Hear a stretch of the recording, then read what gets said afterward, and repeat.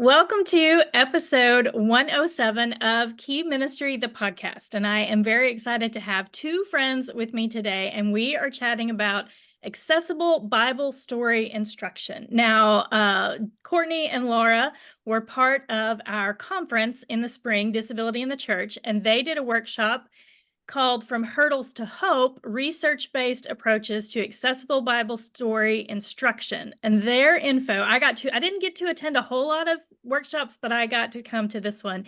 And I learned a lot, and we just really wanted to make this conversation and the tools that they provide available to an even bigger audience. And so that's why I'm excited to have them as guests today on the podcast. And let me just mention that one of the reasons we're doing this in July is because we know that so many ministry leaders are thinking about the curriculum options that they want to use in the fall.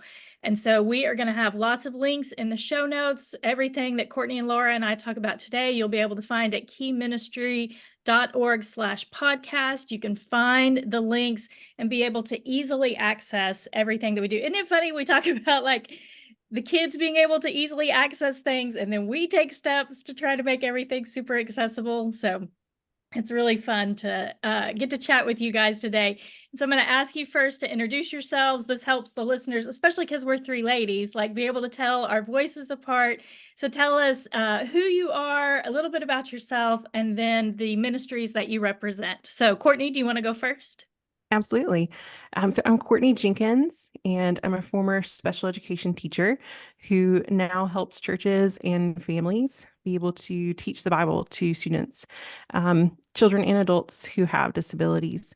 I am a pastor's wife. I live in North Carolina with my family, and I serve in a lot of different roles at my church. Administrative assistant, work in women's ministry and our children's ministry leadership team. But my heart and passion is to combine my experience as a special education teacher with my passion for biblical literacy and to really be able to help churches and families be able to more effectively teach the Bible. Yeah, that's great. And you do that through All in Wonder. All in Wonder. Great.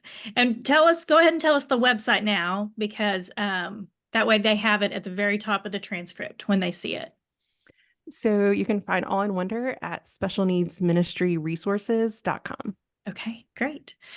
All right. And Courtney and I met we knew each other online, and then we met at a conference in person. And so I got to spend time with her in person even before Disability in the Church. And so I'm thankful for our friendship and the resources that you provide. So Laura, you want to take a minute and introduce yourself? Sure. My name is Laura Deeken. I'm from Texas, if you can't tell by my accent.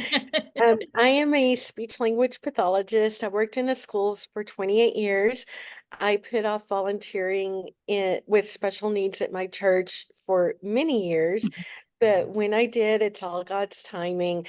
God really made my speech and language therapy world and my church world collide. It became my passion. My church started asking for resources, and God kind of grew it from there. And my hope is that I can help people know that you can start where you are. You can start with some easy strategies like the way you talk with and listen to children with disabilities, and it doesn't have to be overwhelming to start disability ministry. That's great. And your website that you put your resources on? It is theadaptedword.com. Okay, great. And Laura and I got to meet because her family vacations close to where we live. And so was it last summer or the summer? It was, yes, last summer. Okay, she was coming through, and so we got to meet and have dinner together. And so I got to know her even off of social media and before Disability in the Church conference happened. So that was really fun. Thank you for helping us make that connection so I could get to know you better. So, okay, we have three questions we're going to go through, like three different categories of questions. We could go all kinds of different directions with these questions, but these are the three that we thought would be most helpful to you guys, the audience. And so we are excited to jump in. So our first question, and Laura, I'm going to ask you to answer like lead off in the answer for this one. So the first question is, what challenges do students face at church, and how do your tools help decrease those challenges and help us as ministry leaders reach our goal of teaching them the gospel? Sure. I just think, from being in the schools, which I am retired now, but from seeing the changes in the schools over time and seeing these kids come to church, I think there's more of an awareness of what children need. So that's a very good thing. Anytime we have more awareness, we can get to more solutions. So that's a very good thing. From, just my observations, talking to others, we're looking at children who have some visible anxiety now, and I um everybody has been through trauma now, even kids when they were younger, now that we had the pandemic. So we're looking at that. We're looking at anxiety, possibly that, church is not first in their mind. Why are they there? Let's give them a reason to come, and let's give them ways that they can learn. So all children learn best when they're successful. I think one of the mistakes that I made when I first started working with kids at church was to give them too much information. And it was to go, oh, I have learned all of this through my years at church, and let me pour that all into you. And that does not help children feel successful. We've got children with learning disabilities who need the language broken down. They need shorter sentences. They need church words like baptism and disciples explained. And once I kind of broke it down, then they feel successful. And when children feel successful, they're more willing to learn. So I think we're looking at kids with anxiety to the point that it interrupts their learning and their daily functioning, and also kids with that you said that maybe fly under the radar. They have some ADHD characteristics. They have characteristics of learning disabilities, but they're kind of making it, but they're struggling. So how can we make them feel successful? Yeah. So a lot of kind of invisible disabilities is Yeah. what. All right, let me say that again. So a lot of really invisible disabilities that we don't see. And we talk about that a lot in especially children's ministry, because those are the students who are usually part of our typical children's ministry environments, but they just need extra help. Now, my older son has dyslexia, and so we have navigated that together. And then, we just have so many kids, especially ADHD, autism level 1, anxiety, like you said. That's a lot. And I even think about like the figurative language that we use, like ask Jesus into your heart, and how our very black and white logical kids are like, wait, what? Like that makes no sense. And so even just being aware of the language that we're using, like you said, not putting too much information on these kids all at the same time, and then helping them help decrease that anxiety to help them feel successful. Yes. And I think, once they feel successful, they're more open to learning the gospel. Yeah, that's good. All right, Cortney, what challenges do you see students facing, and how do what you create, how did that help decrease those challenges? So I think we also are seeing a lot more students who have autism, who have more moderate to significant disabilities. And a lot of times at church, our volunteers, our ministry leaders, we don't feel equipped for how to handle students who have more significant needs. And so there is specialized tools and special education that are designed and used to teach those students in the classroom, but we don't really have access to a lot of those tools in the church environment. And so really my passion is providing those tools to teach students who have moderate to significant disabilities in a specialized environment to be able to effectively teach them the Bible and use tools that we know are effective in special education classes, and be able to make that application to teaching them the gospel. Yeah, that's really helpful. So I have a son with dyslexia, but I also have a son with level 3 autism who is mostly nonverbal. And so like I in my family kind of have this spectrum of needs at church. One kid is under a 504, the other kid's under an IEP. And so in order to be successful at school, they need accommodations. And in order to be successful at church, they need accommodations. And so Absolutely. so many kids with so many different diagnoses, and it can feel overwhelming and intimidating. But part of this conversation today is to just help ministry leaders know that y'all are here to come alongside them and to offer the tools that they need and to help them be successful as they include kids with disabilities. So what about tools that maybe aren't specific to the lesson? So at our church, so we say that you qualify for the disability ministry if you need changes to the curriculum or to the environment in order to be successful. So all the diagnosis you guys are talking about and more fall under disability ministry, because sometimes it is the curriculum that needs adjusting, and sometimes it's the environment that needs adjusting. And some of the tools that you guys provide helps adjust that environment too. So Laura, do you want to speak to a couple of things that you provide that would help change the environment and decrease anxiety in the classroom environment for kids? Sure. Visual schedules are just, they're not, I hesitate to call anything a magic wand, but visual schedules are very helpful. I learned about those in the schools, but we use them at church also. Um, and so I do create some, I know Cortney does too, but I create some with some church specific activities. And that helps all kids just know, okay, what's coming up next. And I think for our children with disabilities, especially, moderate to significant disabilities, that they think what they're doing that they enjoy is going to last forever. Or they think that whatever is going on that they don't like is going to last forever. And we can help with that. If the worship songs are too loud and they need headphones, then the visual schedule shows them, oh, prayer time is coming up and it's going to be quiet. And so that just helps them manage their environment. And also have some social stories which explain the environment. Um, Kids with autism and kids with even some learning disabilities don't always pick up the social cues. It's the kids who don't get that figurative language. They don't look around and go, oh, everybody else is doing this, I can do that. And the social stories explain what's going on in the environment. It says like worship may be loud. If I need to escape, here's a safe place I can go to.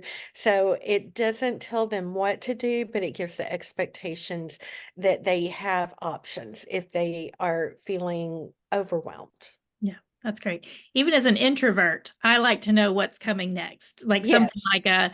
like if I'm going, like if I'm going to a restaurant for the first time, I want to look at the menu ahead of time because I want Yes. to see what am I going to eat or where am I going to park? Like, is parking going to be easy or hard? Or Mhm. so we just think of these things and think how much harder it is for kids who can't always ask the questions and can't always access the information. They just go kind of along with whatever. And so these kind of things really can lower anxiety. So that's really Right. helpful. Yeah, even in our church bulletins, we have the order of service, even though Yeah. it's to be the same week after week. So even as adults, we like to know what's expected. Yeah, that's true. All right, Cortney, what do you have to add to that question? Yeah, so I definitely see the visual supports as essential tools for supporting students who have disabilities, whether that's in your regular children's ministry or in a specialized environment. The visual schedules are such great tools to be able to use for all students.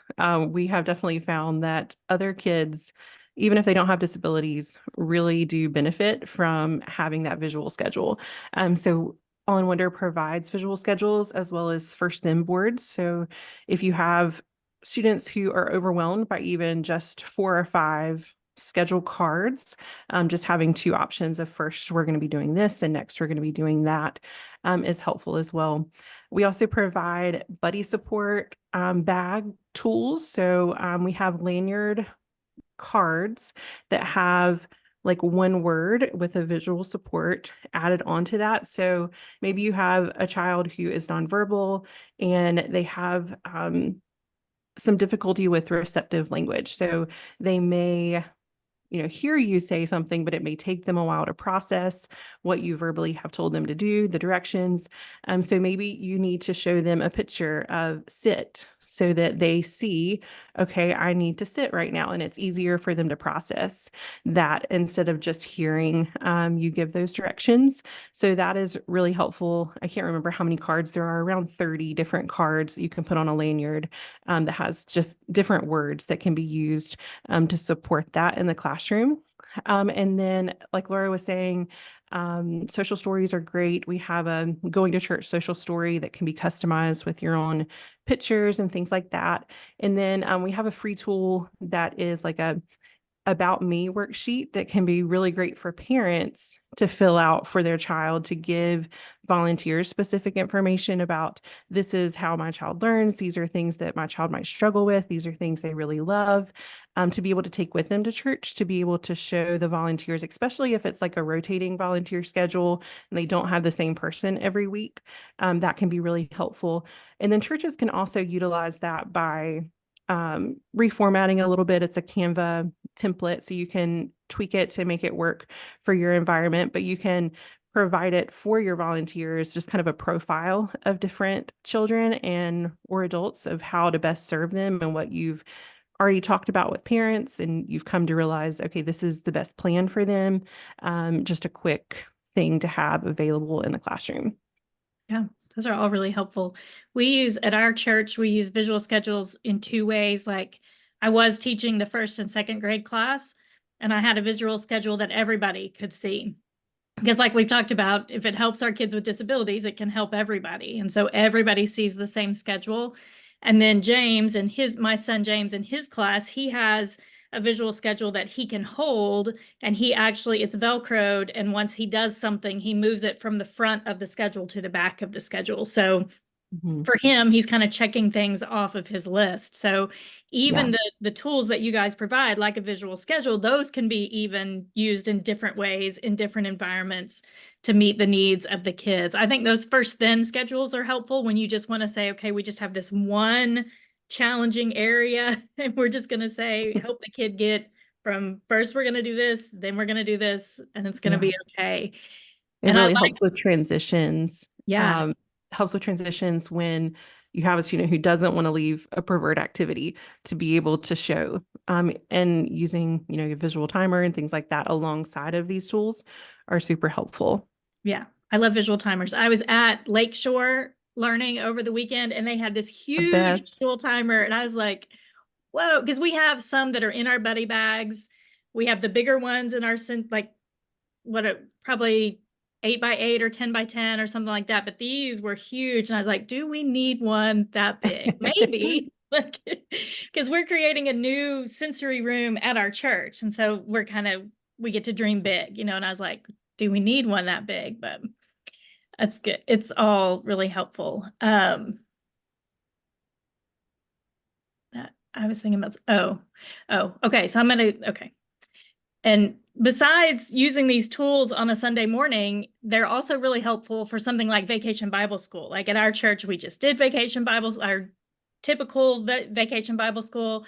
And in July, we're going to be doing our disability specific Vacation Bible School. And so the tools that you guys create, because they're customizable, because we print them off, laminate them, use Velcro dots, all of that kind of stuff. But then on a Sunday morning, of course, our times are like an hour and a half. Vacation Bible School is 9 to noon. And so we're going to need longer and more visual. I think we'll just print one and put it on each classroom. And of course, we have like a rotation too. So that's what is exciting about making these tools fit all of our different ministry environments and the schedules that we have with our kids. Okay, that was good. Did we hit everything we wanted to hit there? I feel like we did. So yeah, I think so. Okay. All right, this is the last question. And it is specific about the curriculum. So I'm going to talk about this being the biggest challenge and the 2As. Cortney, you'll lead off on this one. Okay. Do you want to say, like, here's what we do in a typical environment, and then me come back and say, this is what we do in a specialized environment? Or do y'all want to just hit both times? So mine, because most of the time it's not a typical environment that mine's being used. So I don't know, Laura, if you want to focus mostly on talking about that, and then, you can definitely hit on the specialized as well, but mine is not necessarily structured to be used in a typical children's ministry. Okay. Does that work for you, Laura? Yeah. Okay. And then, Laura, talk about, you both can, but like Cortney's is, you're buying this bundle and it's taking you through. And Laura, I want you to talk about the things that you provide that can supplement an existing lesson. So if you're talking like for VBS, we're talking about Daniel. And so we can go, and you can use an example that applies better, but like something you provide. So if you're talking about something like a specific lesson that week and you just need a resource for it, I have these resources that supplement. Does that make sense? Yeah. That's what I was going for. Okay. All right.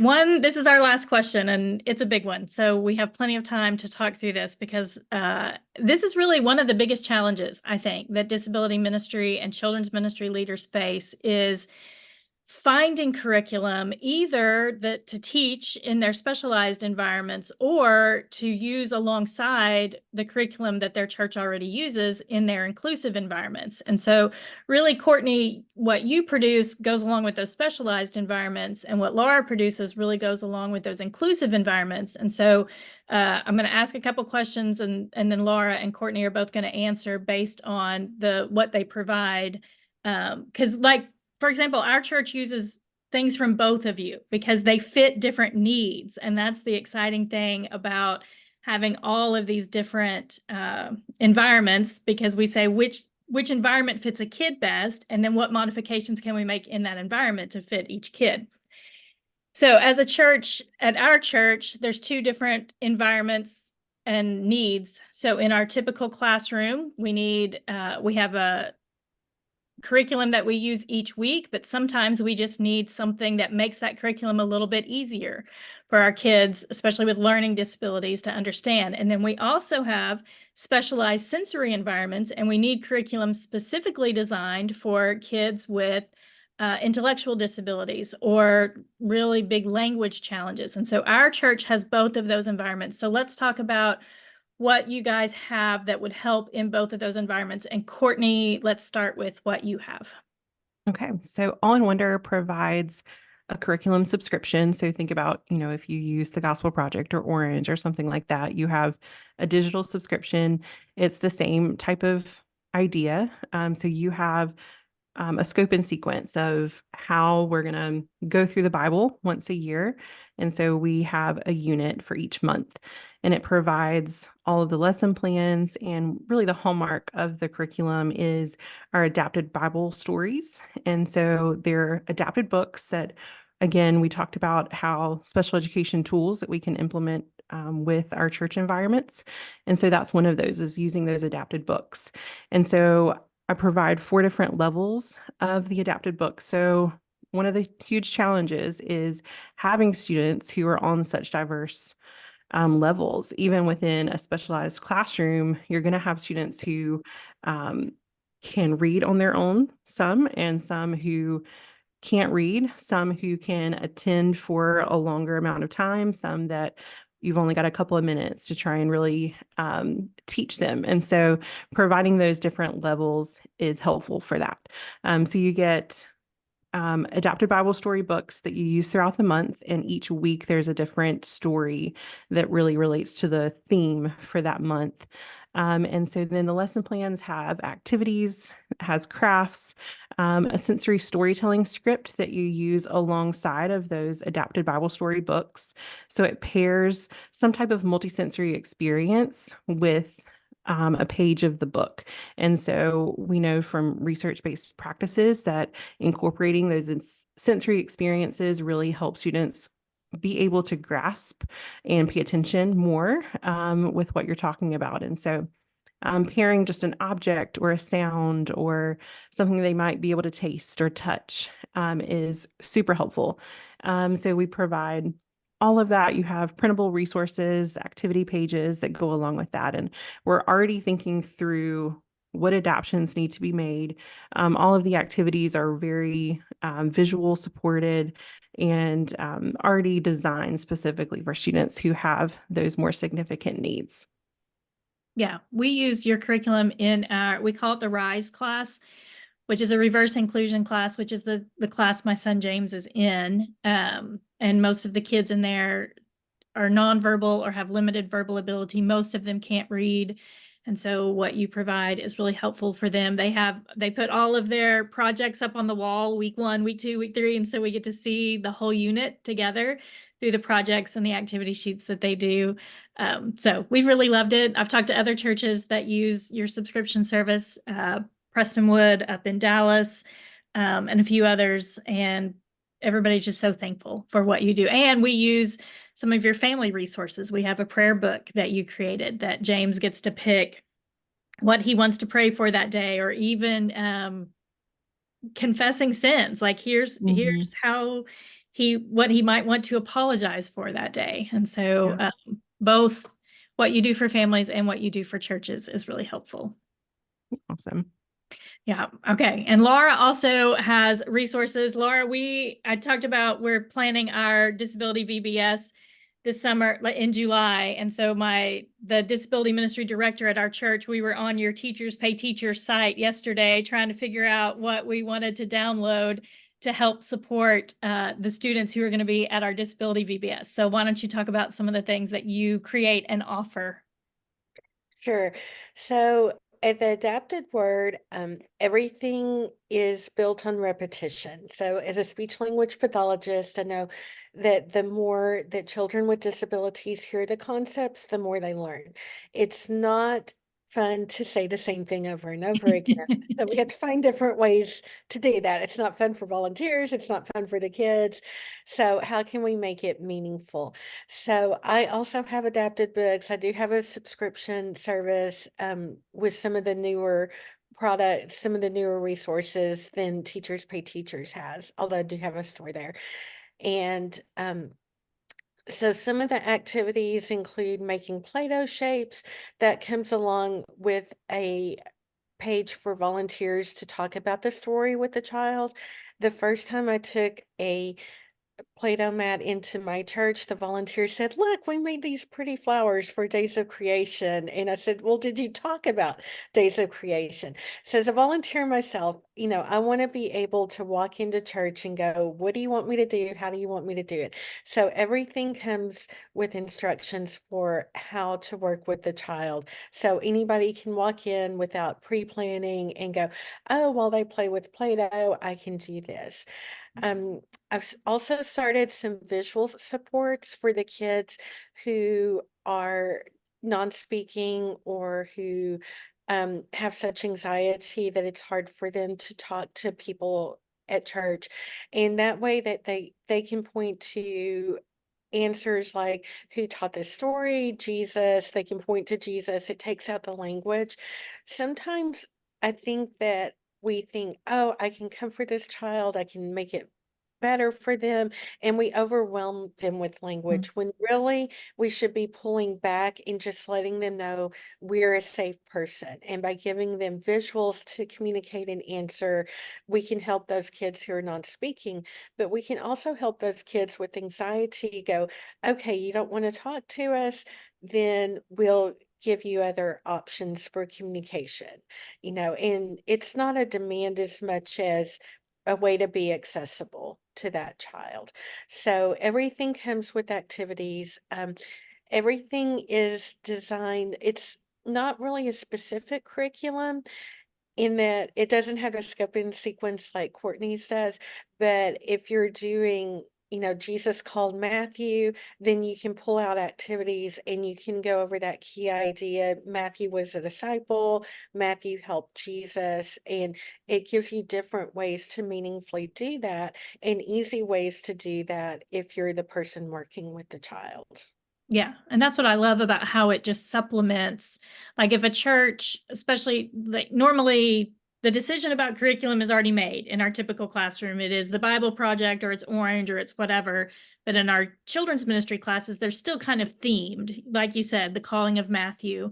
And so if the ministry director knows, here's what we're doing this week, but we have kids who may need it in a simpler way or reiterating the same lesson, then they can download what you have and use that as a supplement in their typical classrooms to be able to really help what they're already trying to communicate. And even if it's just, hey, I need to make this language simpler, or I need to lower the anxiety for these kids. I love that we had a situation at Vacation Bible School where one of our little kids was just, he was walking with his class and he was just crying. And so I pulled him aside and what's wrong? My tummy hurts.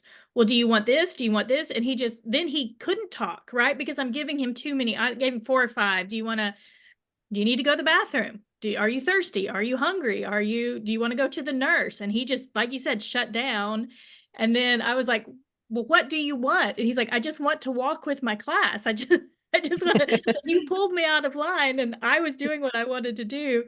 And so like that's an example, but that happens every Sunday where we kind of overwhelm kids with language or options or concepts they don't understand. And so having what you talked about, those symbols or easier ways for them to answer, or just remembering ourselves to slow down, to make it easier.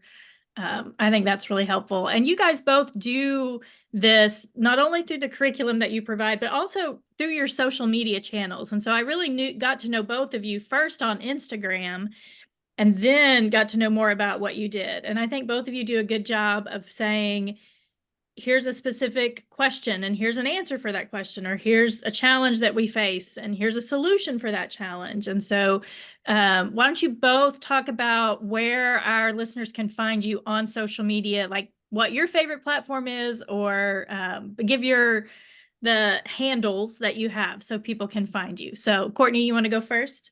Absolutely. So definitely my favorite place to hang out online is Instagram. So you can find me at all underscore 2 times. Had to be creative there. So it's AWE __ and the word, and then 2 underscores wonder.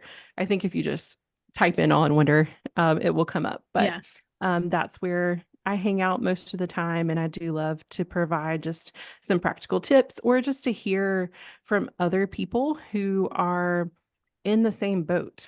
So just providing questions of, what is it like for you as a ministry leader or as a parent who's trying to make church accessible? I think just hearing from other people and knowing that you're not alone can be helpful. And so I like to provide that through my Instagram. Yeah, that's great. And Laura? Yes, I'm also on Instagram mostly. It does connect to my Facebook. My Instagram is the@adapted.word. And so if you're on Facebook, you can probably Google it, but I don't really interact there. I interact more on Instagram. Yeah, which is a great platform because so much of what y'all do is visual. And so that brings in that visual aspect so people can see and talk to you guys. And Laura does a lot of like polls in her stories. I always love to see, like, do you think you should do this, or do you think, and so I always am like, am I confident enough to go ahead and answer? And then I do, and I'm like, okay, good.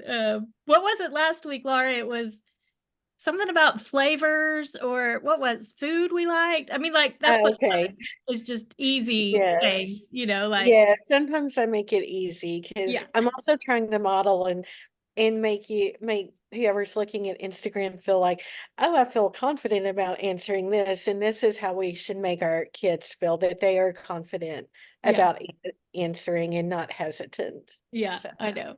You do a good job at that. I'm always like, okay, I can do this because, and even if I get it wrong, Laura's still going to help me know what's right. So we can do this together. That's really fun. Well, thanks for spending time with me today, you guys. I'm excited about what you do and how you help churches. I'm excited about the fall. I mean, I know it's July 4th weekend if everybody's listening in real time, but as ministry leaders, we're always planning a few months ahead of time, and it's really time to start thinking about what we're going to do in the fall and hopefully build off the momentum that we've built over the summer. A lot of us have had kids at VBS or other activities that don't normally attend church. And sometimes that's because of disabilities that they have. And we want to make sure that if they show up in the fall, that we are ready for them and can meet their diverse learning needs. And so we're really thankful for what you guys do and how you make it easier for ministry leaders to welcome kids like both of my kids, with dyslexia and with autism. So thank you for what you do. Thank you. Thank you. Yeah. All right, listening friends, thank you so much for joining with us today. We always love spending time with you, especially in the busy summer and around a holiday weekend. So thanks for taking time to listen. And if you enjoyed this episode, go ahead and hit a 5-star rating. It helps other listeners know that this podcast would be good for them too. And you can share from while you're on Instagram, looking up Cortney and Laura, make sure that you're following Key Ministry, and you can even share the episode with your followers so that they can listen in as well. So thank you again for listening, and we will be back with a new episode next week. Okay, I'm gonna